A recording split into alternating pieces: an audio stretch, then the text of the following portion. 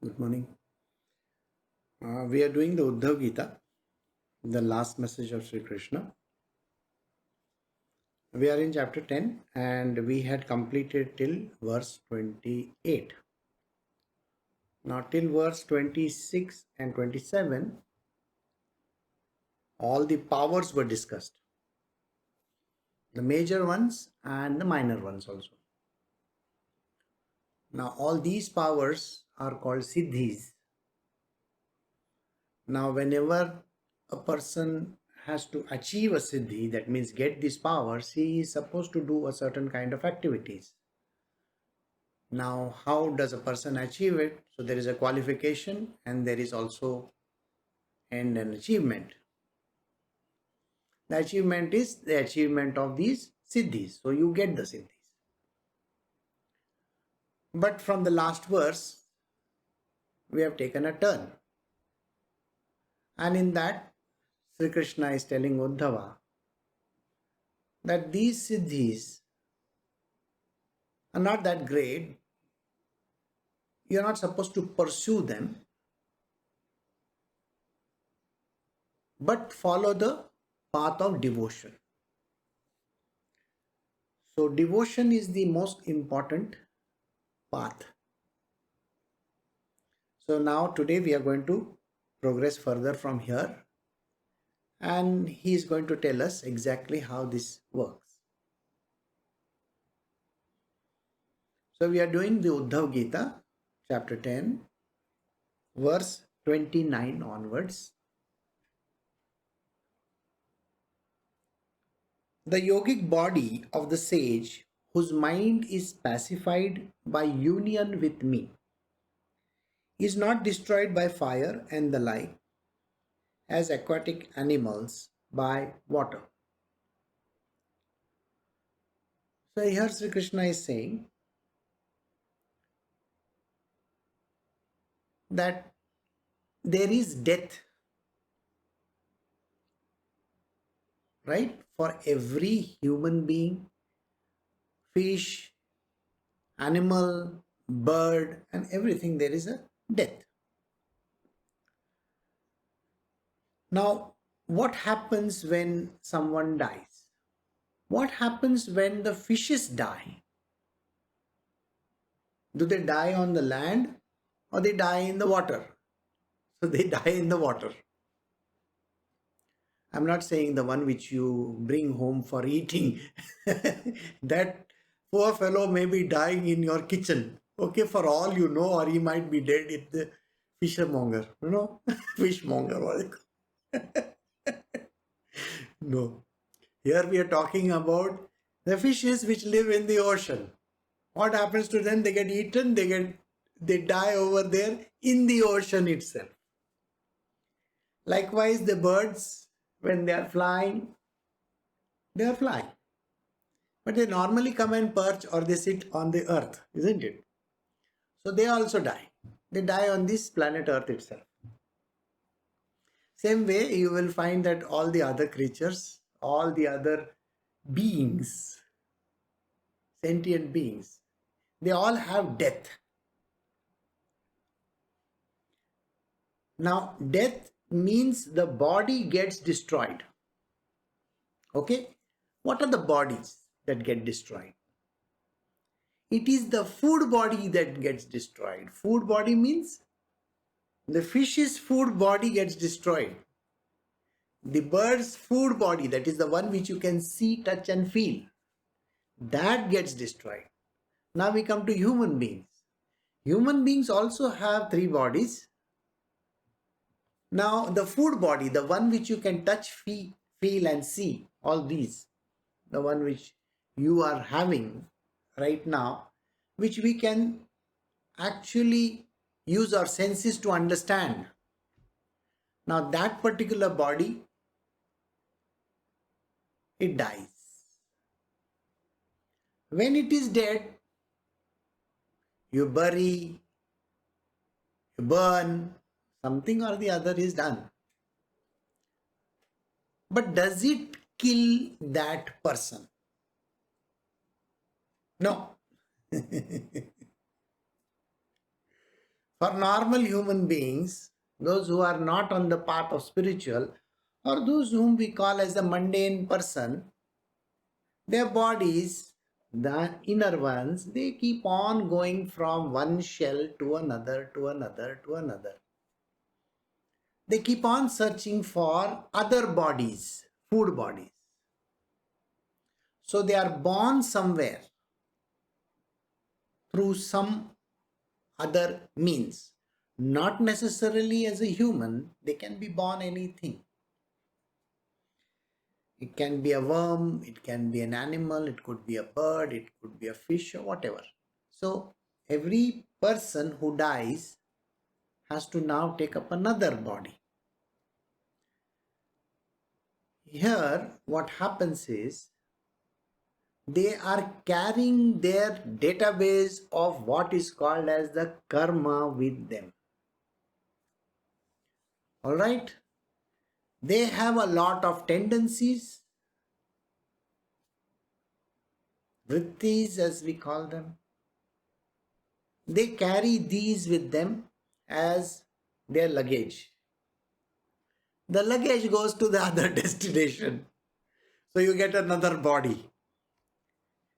It is like a computer with its database or an old phone. Now what happens when you give away the old phone or you junk the old phone? What happens to it? All the data, don't you transfer it into a new one? Same way, the computer's data which you have been using and you buy a new one, a fancier one, you are going to transfer all the data over there. Likewise, when you change houses, what do? You take the bedding, bed, everything, whatever that is there in your old house and bring it to the new one. That is what happens. So like that, you are carrying the whole thing with you. For a devotee, now this is the greatest rider over here. The greatest devotee of Krishna, the Supreme Divine Consciousness, he doesn't have to carry anything. No memories. Doesn't have to carry any memories. No karma. Absolutely no karma. Even his vrittis can get destroyed. That means even his tendencies can get destroyed. So he is not at all carrying the baggage with him. So what happens to him? He just has to imagine he is going from one place to another. A human being goes from one place to another. He has to carry everything with him, isn't it? Baggage, clothes, this, that, everything. The devotee doesn't have to do that. The devotee goes free. He gets everything new. Okay. Now, there is also a big question. If he is getting everything new, will that new place have its own problems? Of course. The new one also has problems. Now I am shifting from one house to the other. The other house may not have the proper plumbing that I want, the proper cooling that I want. Nothing is going to be there. So you got to adjust out. Or you got to get it done, rectified, repaired, cleaned, done something or the other. So when a devotee takes a new body, this is what he got to do.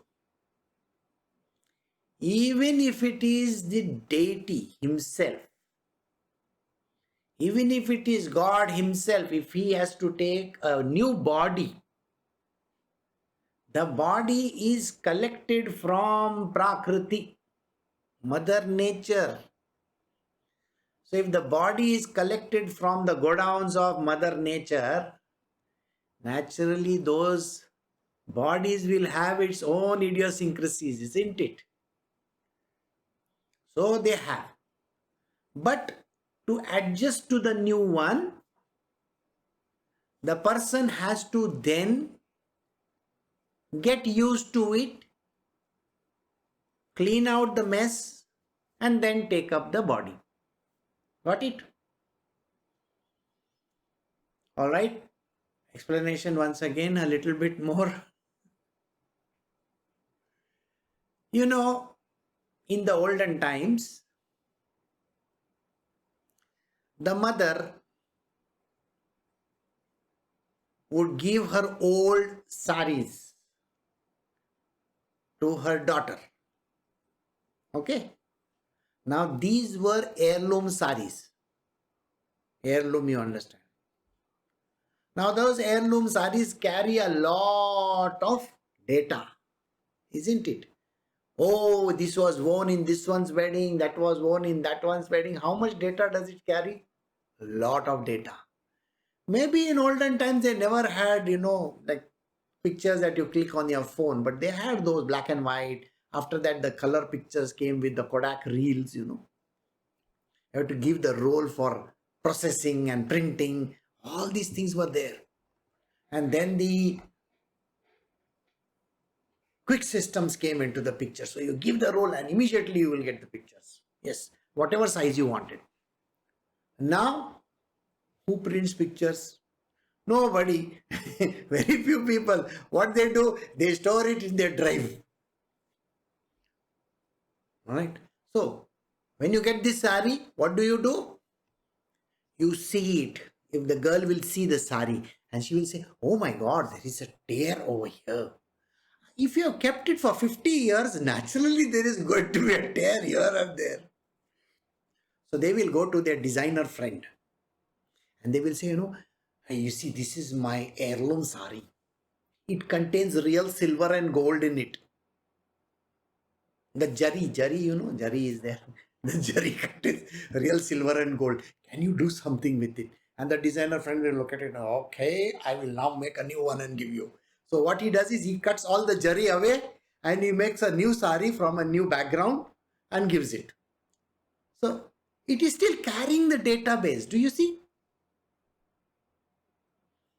Here we are not talking like that. A devotee is a person who doesn't even care for new or old. He doesn't carry memories. No old sari. Got it? This person will wear the cheapest one available, would want to. If there is 100 rupees one available, no problem. So I hope you understand that devotee is a completely different person than a normal human being. Devotion 100% to Krishna. They don't care what they wear, they don't care how they live, they don't care what they eat or drink, they have absolutely no botheration whatsoever. Average human being has all the botheration in the world. He is bothered about where he sleeps, how he eats, how he drinks, how he does this and how he does that. So he is given a body, a normal average human being, which is called a mundane creature. He is given a body which has got too many problems already in the beginning. And when he progresses further, he will have another 1,000 more problems. So did you get it? A devotee who gets a new body doesn't have this. He may have getting a body which is having a small issue, he will clear it out. So this is an explanation for understanding how these bodies change. Now, what happens to this yogi who is on the path of devotion? First and foremost, the mind, which is the worst creature on earth for everybody. Mind is like a devil sitting inside of you. You're going to like that. It keeps on doing all that. All the time, your mind keeps on talking.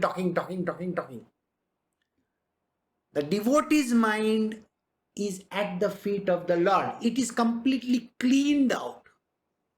There is no kachara, there is no dirt inside. And because there is no dirt inside, the mind is clean. It is pacified by union with me. That means the mind is actually at the feet of the Lord. It is literally clinging to it. We will study that, how it is. Clinging to the feet of the Lord So it has surrendered to God. When it has surrendered to God, how can that person, the individual spirit soul, as we call as Jeev Atma, do you think that Jeev Atma is going to be inundated with all the problems that I said just now? No way.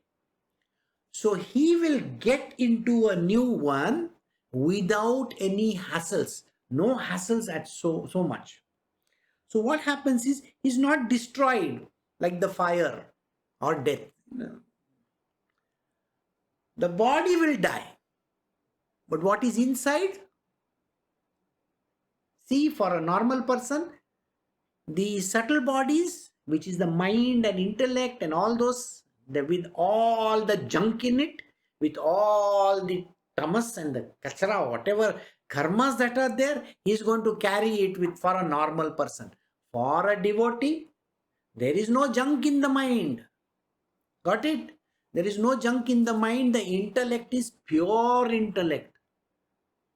It is literally like the brand new supercomputer. Brand new. And it's a supercomputer. It's not an average computer. So for this person, it's a brand new super duper machine. Human being kind. So what happens to him? Without any errors in the mind, because the mind is at the feet of the Lord, the intellect is pure. So where is the question of death? The body, the outer body, the fish body. You remember fish, I started with fish. The fish body gets dissolved. Likewise, the physical body gets dissolved. You burn it or you bury it or whatever. For the devotee, the purity is what carries on further. Verse 30 says, one who meditates on my manifestation with their Srivatsa, weapons, ornaments, banner, umbrella, chauri, never suffers a defeat. Now, what is the kind of a meditation that you got to do? Who is this person that you got to surrender your devotion to? So, when you are devoted to whom? So, Krishna is talking about this is the one. What does he have? What are the marks on his body? Krishna is with a body, please remember this. Even in the second divine unmanifest, he has a body. He is a person there. Who is this and how does he look like? He has got Srivatsa, that is, there is a tuft of white hair, a little white hair on his chest. That's called the Srivatsa. Weapons. He has got weapons, you know, in his hand he has the Sudarshan Chakra, Gada, he has that. Weapons, ornaments. He wears different kinds of ornaments. You have seen in his neck is hanging a very beautiful gem. Okay, that gem is there. And that gem is always available. Banner, he has got a banner. Like you have a, it's like your calling sign.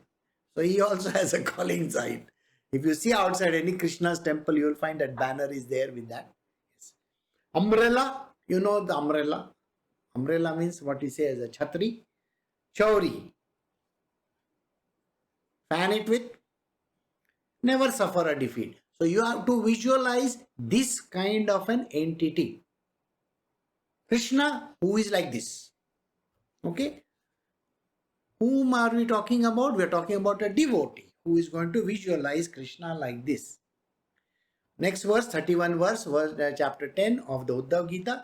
To the sage who worships me in the foregoing ways, through yogic concentration, the above mentioned power comes in full measure. Now, this is the catch which I told you about today. Now, the devotee is not doing any of those activities which we mentioned. He's not concentrating on, oh, I got to get all the powers over there. So he's not concentrating on any power per se. But a devotee who is completely devoted to Krishna, he has the privilege of getting powers coming from Krishna directly. So it is, there are two kinds of machines in this world. Even your phone has got one software which you download from the app store, huh? Or from the website, and the second one which is already inside, preloaded they call it, isn't it? So imagine all the powers for a devotee are preloaded. They already are inside him. So for a devotee, he doesn't have to bother about trying to gain any power. Because all the powers come, combined, wrapped up inside this person. They are already embedded in him. Should I say hard-coded? Yeah, hard-coded inside his chip. It's already there. So devotees, they get everything from Krishna directly. They don't have to strive, struggle, go through all the pains and problems, tribulations, the amount of hours that they spend on doing whatever that they wish to. They don't have to do any of those things. They have those powers. Yeah, one thing you got to know, the powers are not going to say to him, hey, look at me, I am your power, use me. So there is no genie that is going to come out pop like that and he's going to say, okay, now you use me, you can become small, you can become big. Nothing like that. You think the powers are visible? No way. They're invisible. They can't be seen by anybody, including the devotee. He also actually has no idea that they are there. And this is the understanding which you need to have. If you are a devotee, you won't even know that these powers exist. Because these powers can get misused. I told you about it. The powers are misused. And that is the reason why they are not evident. They are not evident to anybody. You can try, but they are not going to rear up their head and say, yeah, look at me, I am here for you. Yeah, look at me, like that. No. So, to the sage who worships me in foregoing ways, the ways which he described, the devotional path, through yogic concentration, when you are completely submerged in me, like that, in devotion, the above mentioned powers, whatever this whole chapter that we have been doing, all those powers, 18 powers, they will come and rest in this devotee on their own. The above mentioned powers come in their full measure, full 100% capacity. Next verse, verse 32. No power is beyond the reach of the sage who has controlled his mind, senses, nerve currents and disposition and concentrates on me. So this particular devotee, whose mind is at the feet of the Lord, his mind is not thinking of anything junk. He's not thinking, what am I going to eat? This person did this to me, that person did that to me, I don't have any money, there is coronavirus, there is this problem. He doesn't think of all that. Why? Because his mind is completely sublimated at the feet of the Lord. So simple. He's not bothered where he's going to get his food from the next day. No. He's not going to worry whether, oh, tomorrow there may be some crisis in this world. He doesn't care. Why? Because the one who cared was his mind. Every mind, it's like literally like a very big exploding device. It has got too many things going on. But a devotee's mind is at the feet of the Lord. It has nothing to do. It is sublimed. It is completely gone and submitted itself. It has become a slave to the Lord. So such a person who is beyond the reach, okay, he's controlled his mind. If his mind is controlled, what about his senses? His senses are also under control because there is no connection now, isn't it? Senses are there in the body, but they are not doing anything. They're just looking around. I mean, it's like this. It's like a zombie, but it's a good one. Okay, not a bad fellow. So imagine like that kind of a person. Nerve currents. See here, when the question of nerve currents come into the picture, when Krishna was discussing the nerve current with his dearest devotee, Uddhava, why was this mentioned? Nerve currents. Well, nerve currents are the main thing in our body. There are billions of these small nerve cells in our body. They are the main ones. The biggest nervous center in our body is, I explained, in the brain. And then there are divisions across the body. They control everything. They are the power seat, the seat of all the powers. You think the Chinese didn't know that? The Chinese knew about it. So they do the acupuncture, acupressure and all that. They have the meridians. They can put the small needles in different parts of the body. They will do something with your finger, with all the parts of the body. They stick the small needles. And what do? They control other parts of the body. So they know about it. They have got a full chart. Got it? There are ancient civilizations which actually did the study of these kind of things. Not just here. In India, we have a very, very robust kind of an ancient civilization. We had fantastic one. And we had mathematics, we had astronomy, we had nerve controls, this, that, so many things we had. But other parts of the world also had. Now that we are finding different places in the world, civilizations which are more than 3,000, 4,000, 5,000, 10,000 years old civilizations, we are finding all these remnants of theirs. After the digging and all goes on, they were also having that knowledge. So nervous currents are extremely important for one to study. Disposition and concentrates on me. What is the disposition? The way in which you are. The different kinds of disposition a person has. You can be a servant. You can be playing the role of a brother or any kind of. That is all right. You can consider God in whichever way you feel like. So when this sage does the concentration, dhyana on God, on Krishna, he can get all those. Verse 33 says, for one who practices the best kind of yoga and seeks union with me, these powers have been called obstacles and things that cause waste of time. These powers which come bundled with your software, if you are a devotee, don't indulge in it.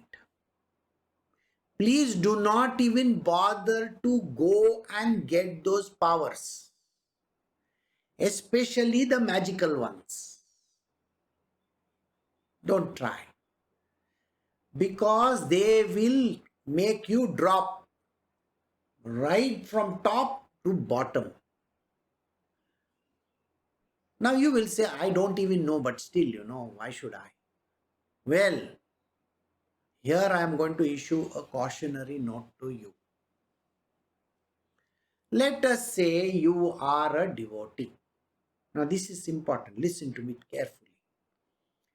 If you are a devotee, the devotee already has these powers in him. Correct? They are not to be used. That also is understood. Because in this verse, Krishna is saying, don't use them. Don't even consider them for even a moment. Let us say the devotee doesn't even think about it. But the devotee gets tweaked by some action that happens in his world. Immediately some words come from his mouth. You see, a person can say whatever they want. And the devotee says, the same trouble that this person is giving me should come to him 1,000 times. Wow. You know what is going to happen? That individual will get the trouble back, but you will get it 1,000 times.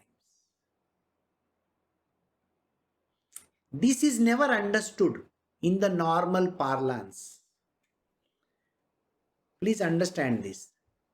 If I am going to burn somebody, I am going to get burnt myself. When I point one finger at one person, 3 fingers are pointing towards me.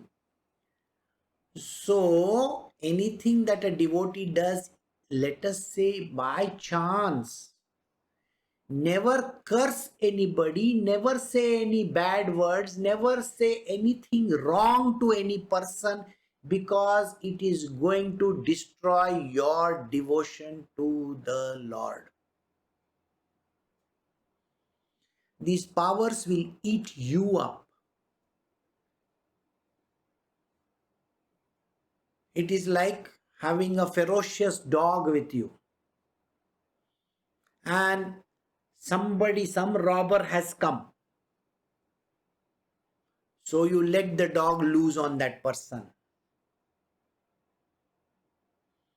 Well, after that person runs away, the dog is going to turn on you.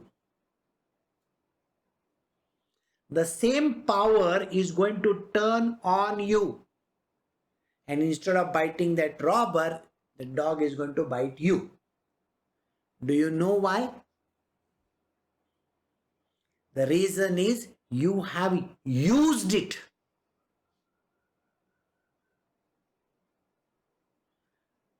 People, those who have got these fantastic powers, they tried to use it in war, had to suffer terrible misfortune in their own lives.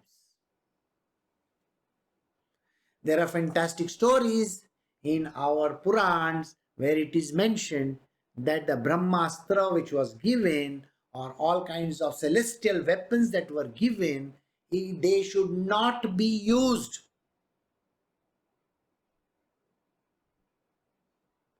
You see, when you kill 1,000 people, you know what the problem happens to you. You carry the karma of those 1,000 people. Why use the Brahmastra then?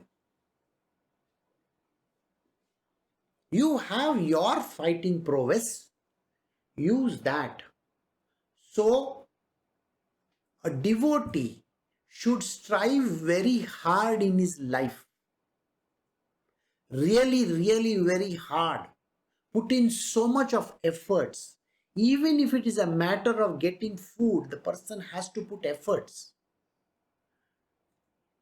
Even if you know that you are the chosen one for the Lord, please do not use the powers. If you use the powers, they are going to come and bite you. Because remember, the power is literally like, a bullet which has gone off. When you fire a bullet, can you bring the bullet back? If you have fired a bow, an arrow from a bow, you think you can get the arrow back? No.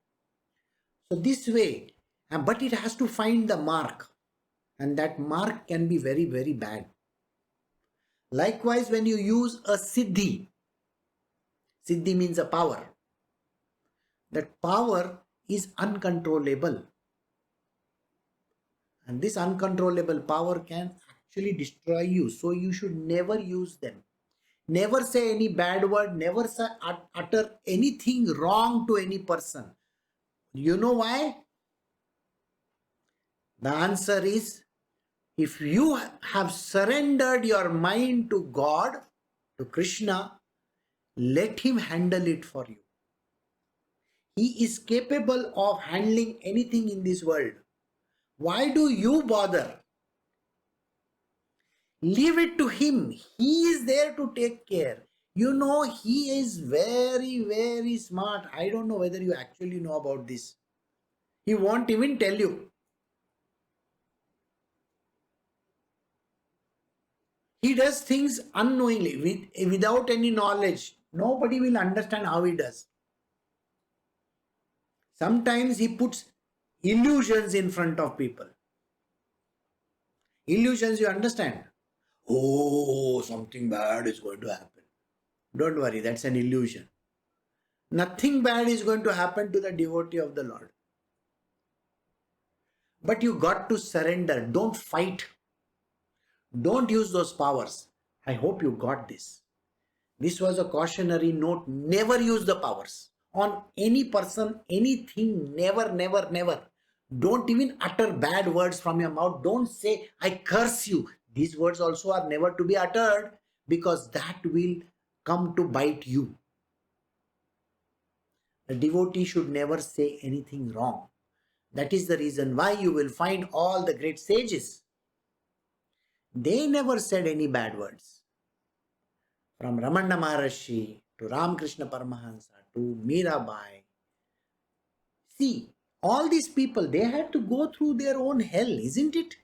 Mirabai had to drink poison which was sent to her by her own husband. It was a deadly poison. But did she complain? Did she say, this poison should bite you, you should get destroyed because of this poison? She never uttered a single word like that. Radha never uttered a single word bad against her mother-in-law or her sister-in-law, Jatila or Kutila. She never uttered. The greatest of the devotees do not utter any bad words against any person. If they do, it is going to hurt them only. So always remember this. These are superpowers which are there in every devotee. Now the main line. Use it for the good of mankind. Use these powers for the good of mankind. Be kind, compassionate, loving, caring, understanding. All these words I keep on saying thousands of times in my satsangs, and every time when I meet you all. Please be compassionate. Please be kind. Even if the other person has done something bad to you, never utter one bad word against that person, even by mistake.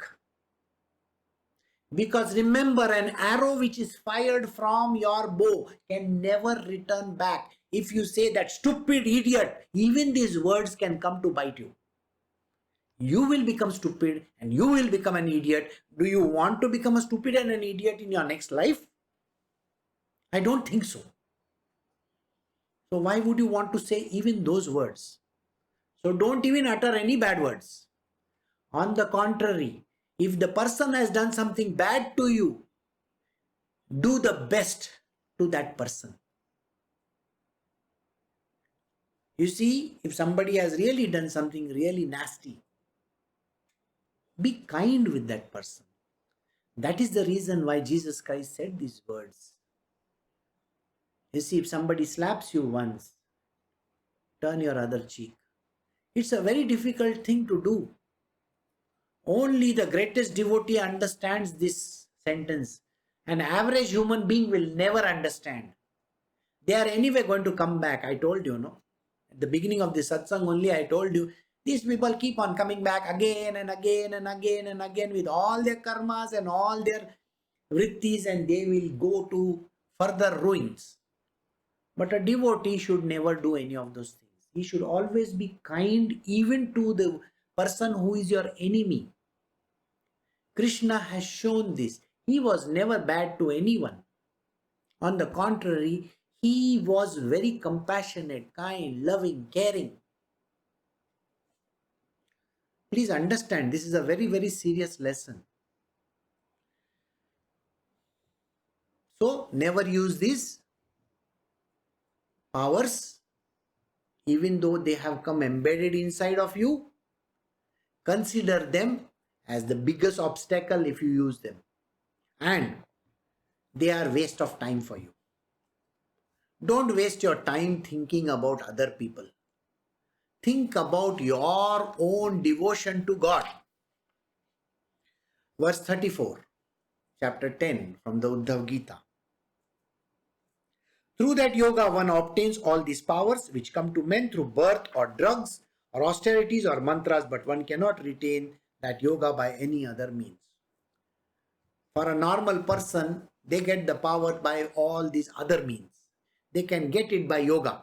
We have discussed this. It's just a reiteration of the whole thing. They get it by yoga, they get it by whatever other magical potions that they get. So too many things. They can say the mantra, oh, and they'll do like this. And the power is there in that mantra. These powers are useless. These are not to be retained by anybody. Never to be used, never to be retained, and not to be considered also. Verse 35 from chapter 10. I am the Lord of the powers, for I am their cause and maintainer. I am also the Lord of the yoga, of knowledge, of religion, and of the teachers of Brahma. So Krishna is saying this. I am the Lord of those powers. All those powers that are there, they report to me only. Every power that is there on this entire creation is because of me. They all submit to me. I am the cause and the maintainer. I am the one who is the cause of these powers. These powers are needed in the world. So I create them. And the maintenance of this world. I use them for the maintenance of this world. I just now explained to you that if you are a devotee of God, you have all the powers. Use it only for good purposes. Never use it for anything bad, because it will come 100 times to eat you up. These powers are for the good of mankind. The same example of the dog I will give you. I told you, if you let the dog loose on that robber, what happens? He may run after that, but he's going to turn against you. Now, just the sign on the door. There's a ferocious dog here. Nobody will come to your place. Got it? You see, in the earlier place where I was staying, in a locality in Bangalore, there were many houses that got burgled. The house in front of us, the house next to us, the burglars came and they burgled those houses. The only reason why they never came was because we had dogs. And our dogs were not ferocious. They were kind. But just the word that there is a dog over here, nobody will come. All these burglars. Got it? So just that. The idea is the powers are there not for using. Not for using. You can use them only for the good stuff, okay? But if the powers are there, it will deter others. Only deterrent. Like if you have a nuclear weapon, it should be always used as a deterrent, not for offensive purposes. India has a lot of weapons. They are only for deterrence. It is now because of certain reason that they said that it is the first use basis also. The whole thing changes. But it is a deterrent. Like you have a nuclear deterrent, these powers are deterrent. A devotee has these powers, so people don't come to harm him. They will not come. So he says, I am the cause and the maintainer. I am the Lord of yoga. I am the super boss of yoga. All kinds of yogas that you do. We just now discussed every kind of relationship that you have with God. That is because of me only. Of knowledge, of religion. All kind of knowledge is come from me only. Krishna says that. Religion. Every religion emanates from me. You will ask the question, why are there certain religions which are, not conducive? Well, don't say those words. Every religion comes from God. Every religion comes from God. He has his own reasons for creating them. We are nobody to judge or say anything. No. Why should we bother so much? And the teachers of Brahma. The knowers of Brahma are coming from me only. The devotees are coming from my domain. They are called the gopis in my domain, by the way. So they all come from there only. But like I said, they have to come to the Prakriti, select the bodies. There are bodies available. And each body has its own issue. Always remember this. Yeah. So we come to verse 36 at the end of the chapter 10. I am the self in all creatures, being their indwelling spirit. I am also outside them, not being enveloped by anything. As the elements are both inside and outside the bodies of all creatures, so also am I. So, the answer is this. When you are doing the knowing of the truth, you have to find the truth, isn't it? You want to become the knower of truth. What do you actually do? You follow the path and you search for the truth. You actually search for the truth. What is the truth? I am the self. If you know this answer, then you are called self-realized. Knowing the self, not that myself, yourself, thyself, no. That is petty self.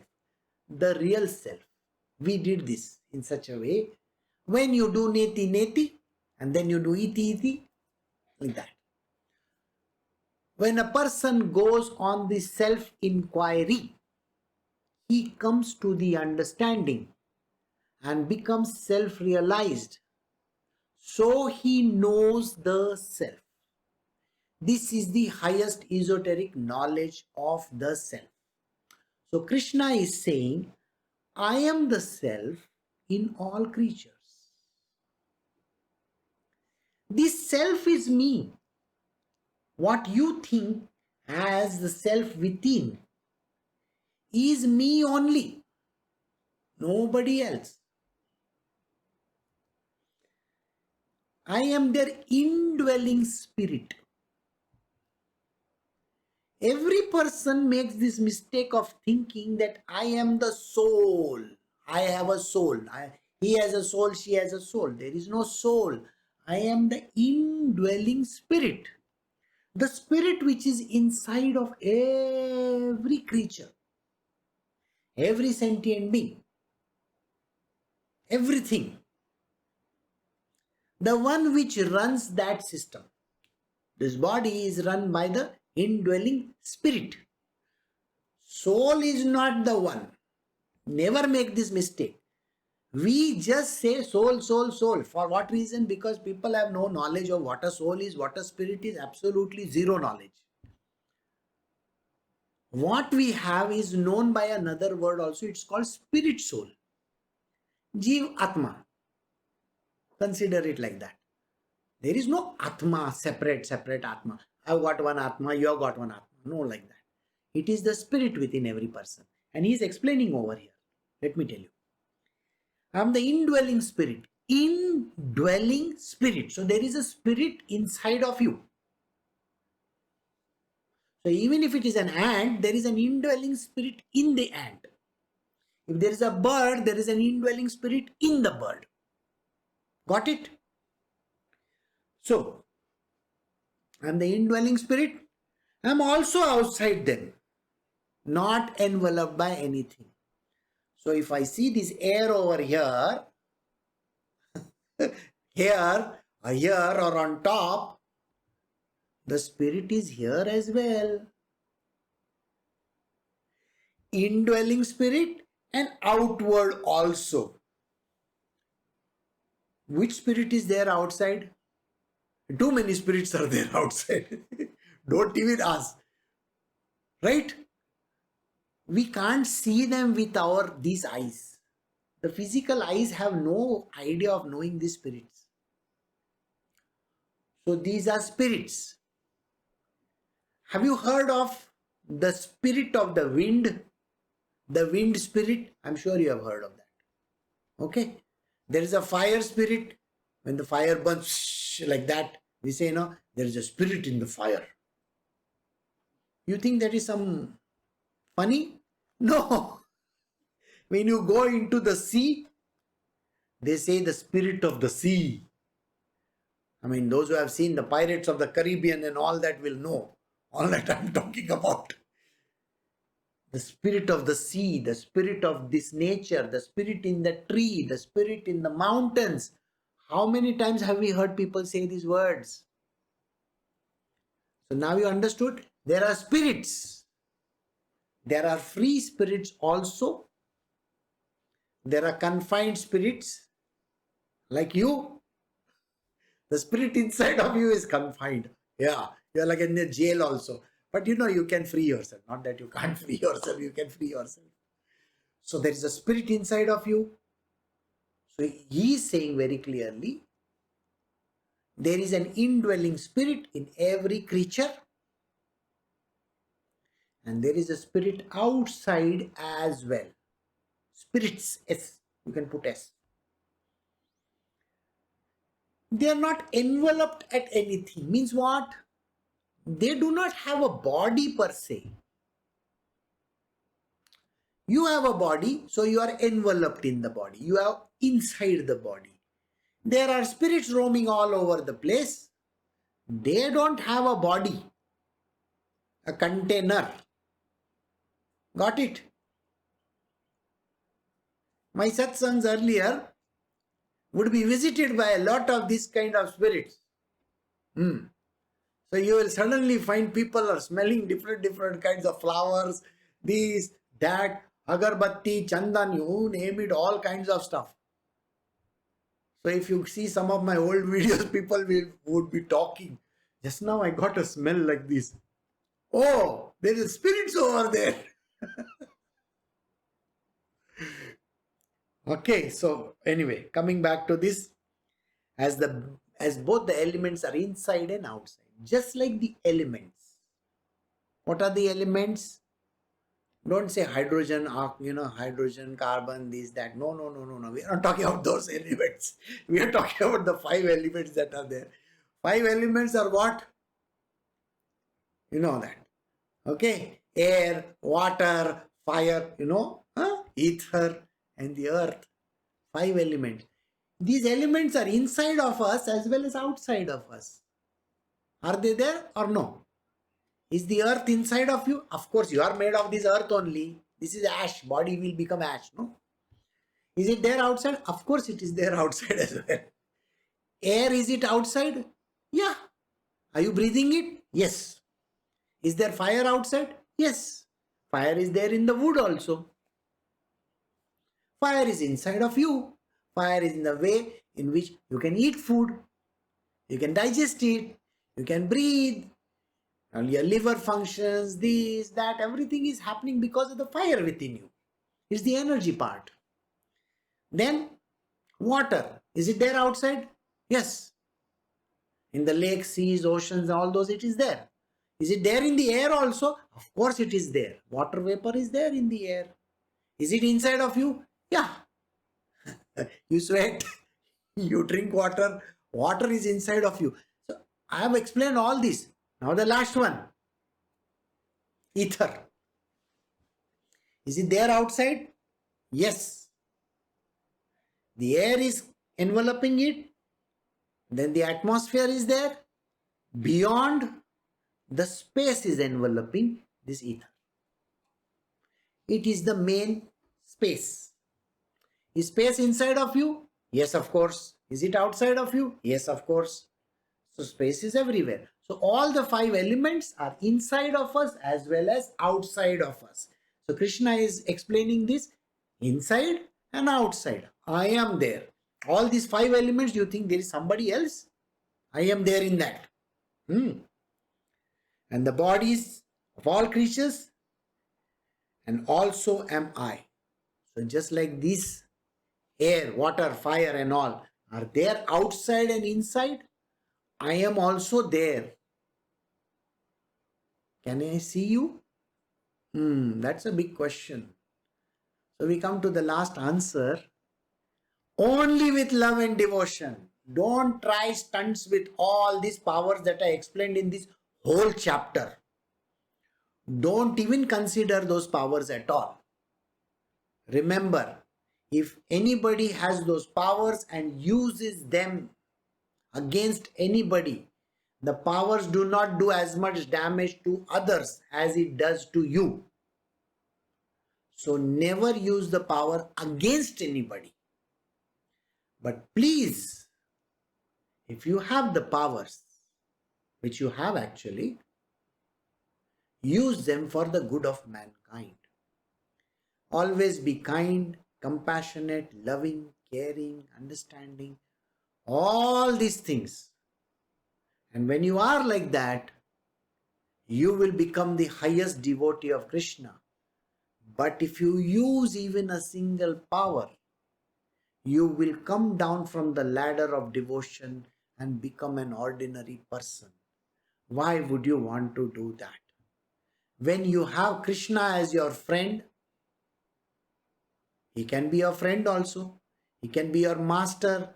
He can be your husband, wife, whatever that you wish to. He can be a boyfriend also for all you know. He can be a father, mother, anything. Why would you want to use the power? He is the boss. He will take care of it. Everything is under his domain. He knows everything. Please know that. So don't ever use it. So here we have come to the end of chapter and the verses. So we have done till chapter 10 of the Uddhava Gita. Next time we will start chapter 11. So you have a very great day. But before that, like I said, there are a couple of things. Stay safe, stay at home, and download the app which the government has told you to do.